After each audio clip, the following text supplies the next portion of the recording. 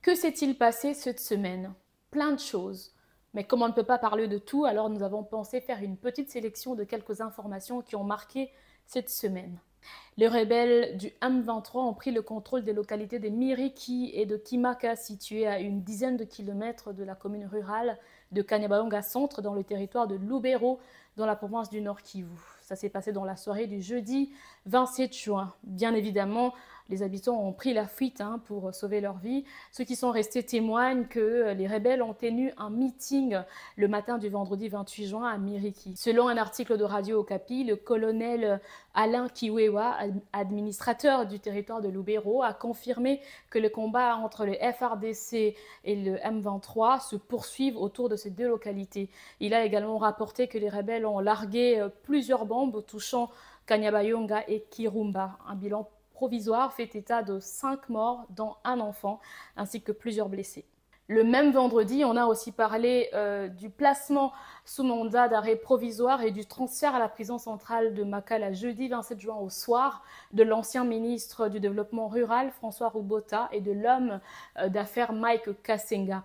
Ces arrestations font suite à des soupçons de surfacturation et des détournements de fonds publics dans les projets d'installation de 1000 forages et des constructions de stations mobiles de traitement d'eau dans 1000 localités à travers le pays, estimées à 400 millions de dollars américains, et aussi au dossier relatif à l'acquisition et à l'implantation de plus de 2500 lampadaires dans la ville de Kinshasa, estimé cette fois à 15 millions de dollars américains.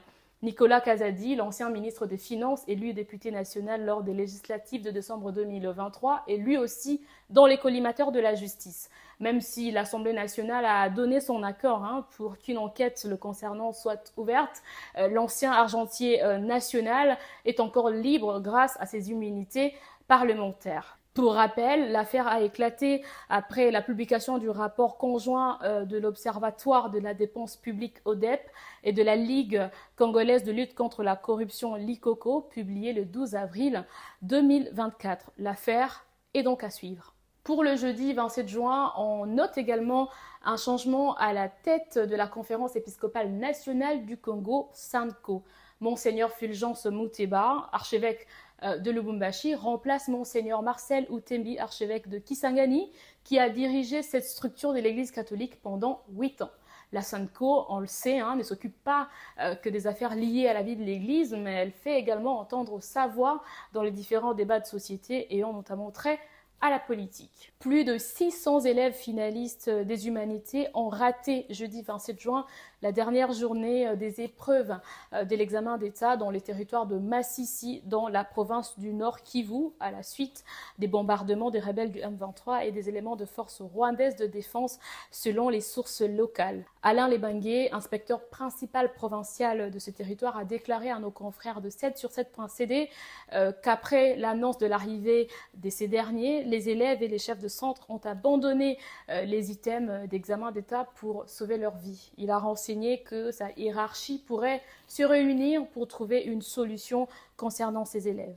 Des ossements humains ont été découverts mercredi 26 juin dans le village de Mapasana et enterrés le même jour par les jeunes de la localité de Cantine, située à une 50aine de kilomètres à l'ouest de la ville de Beni, dans la province du Nord Kivu. Selon Tchétché Alimini, président de la jeunesse de cette localité, la fouille continue dans cette région où des membres de certaines familles sont toujours portés disparus depuis les attaques de la rébellion ougandaise Force démocratique alliée ADF au mois de mai. La journée du mardi 25 juin a été marquée par la fermeture du bureau de la mission de l'Organisation des Nations Unies pour la stabilisation de la RDC MONUSCO dans la province du Sud Kivu.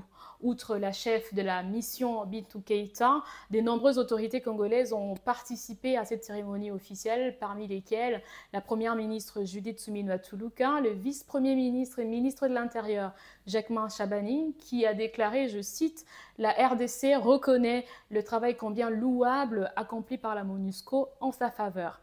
Madame Keïta, quant à elle, a déclaré qu'avec le départ de la mission du Sud Kivu, le gouvernement assume pleinement ses fonctions régaliennes, notamment en matière de protection des civils et des restaurations de son autorité. Autre chose pour le même mardi, 3 accords de coopération ont été signés entre la RDC et le Tchad sous la supervision des dirigeants de ces deux pays, Félix Tshisekedi pour la RDC, Mahamat Idriss Déby Itno pour le Tchad. Le premier est un accord cadre de coopération globale.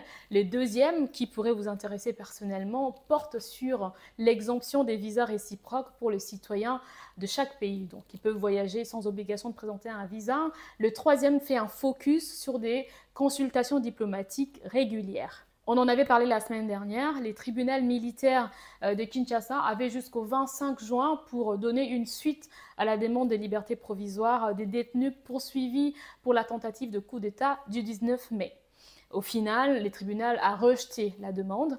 Il a décidé de poursuivre la procédure sans prendre en compte les exceptions soulevées par la défense. Le tribunal s'est déclaré compétent au regard du code judiciaire militaire à juger des civils qui détenaient illégalement des armes létales et sont poursuivis entre autres pour terrorisme, attentat et tentative d'assassinat.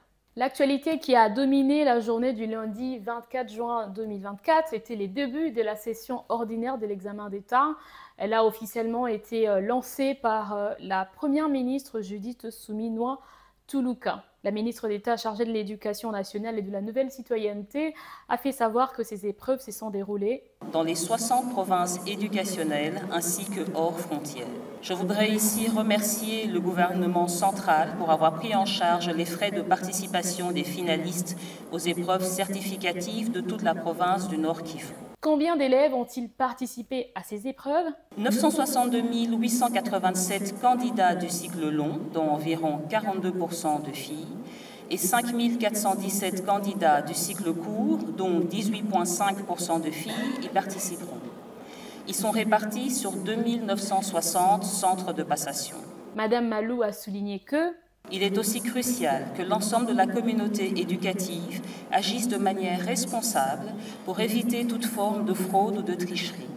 Ces pratiques nuisent à l'avenir de nos enfants et à l'intégrité de notre système éducatif. Allez, on se quitte avec cette info. J'espère vous revoir très vite. Entre-temps, prenez bien soin de vous.